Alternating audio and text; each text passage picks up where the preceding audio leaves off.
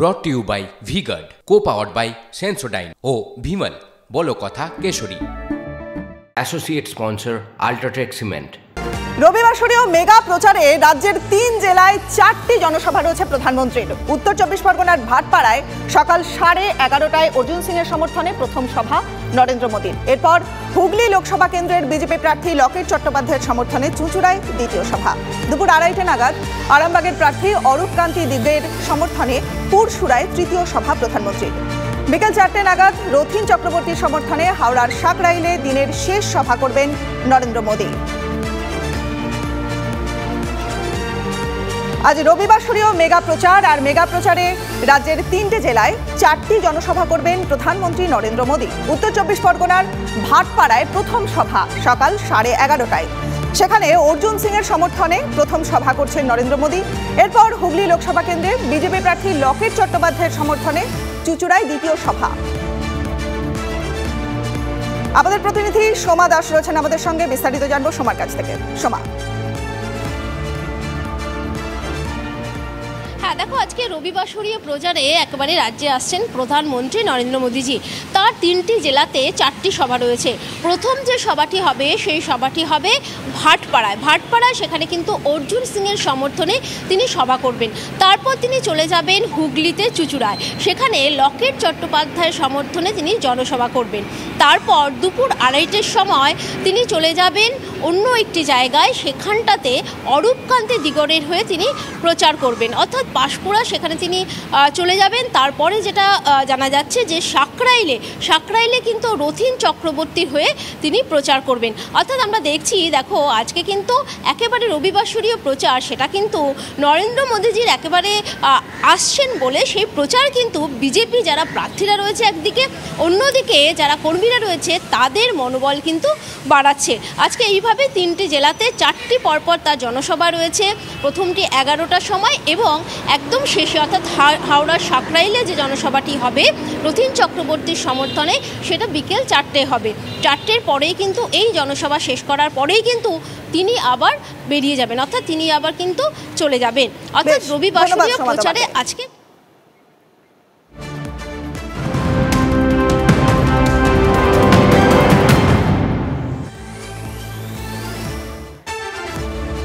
Vote প্রচারে high voltage সভা। আজ আমডাঙ্গায় সভা মুখ্যমন্ত্রী। তৃণমূল প্রার্থী পার্থ ভৌমিকের সমর্থনে সভা মমতা বন্দ্যোপাধ্যায়ের। আমতায়ও প্রচার করবেন তৃণমূল সুপ্রিমো। বনগাঁর হেলেঞ্চায় সভা তৃণমূলের সেকেন্ড ইন কমান্ডের।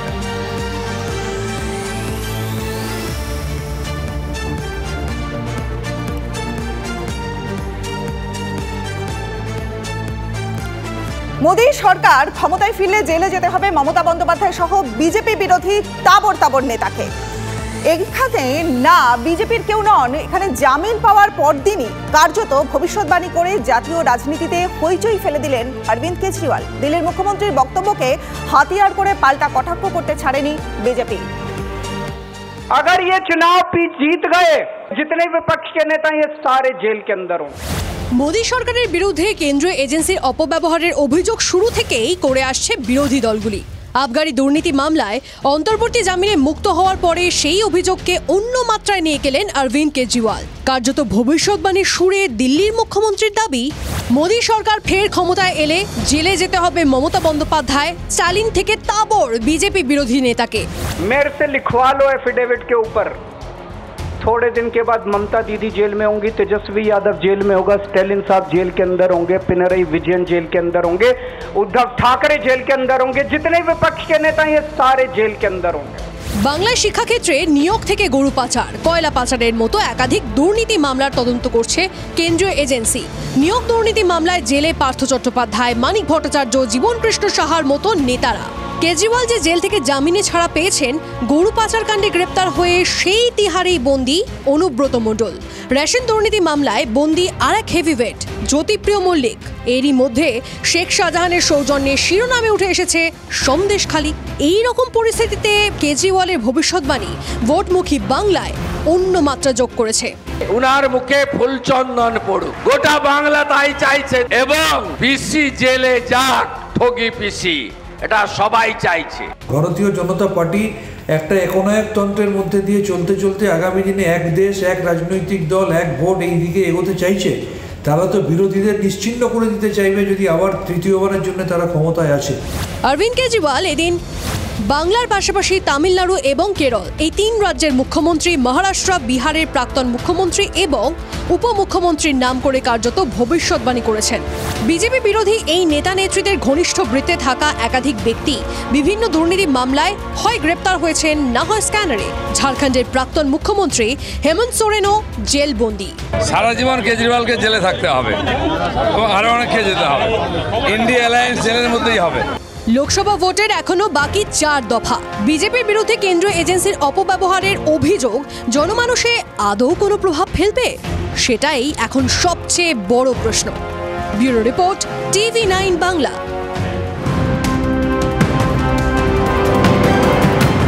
নজর রাখবো এই মুহূর্তের গুরুত্বপূর্ণ খবরে। ভোটের হার নিয়ে নির্বাচন কমিশনকে পাল্টা চিঠি লিখলেন খার্গে।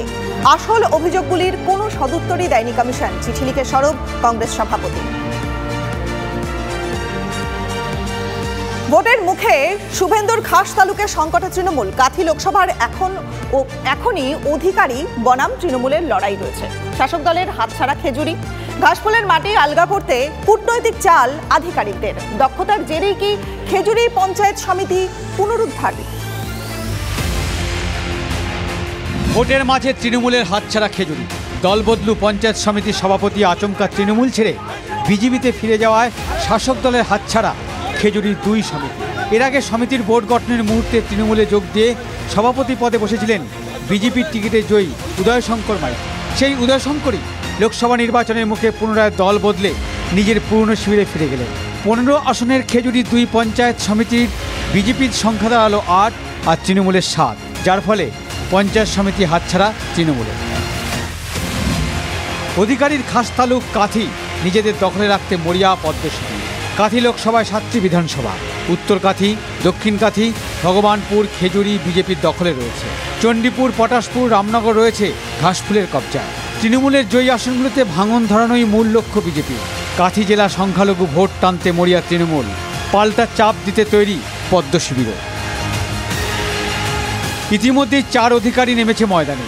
শিশির, শুভেন্দু, দিব্যেন্দু প্রার্থী সৌমেন্দু অধিকারী।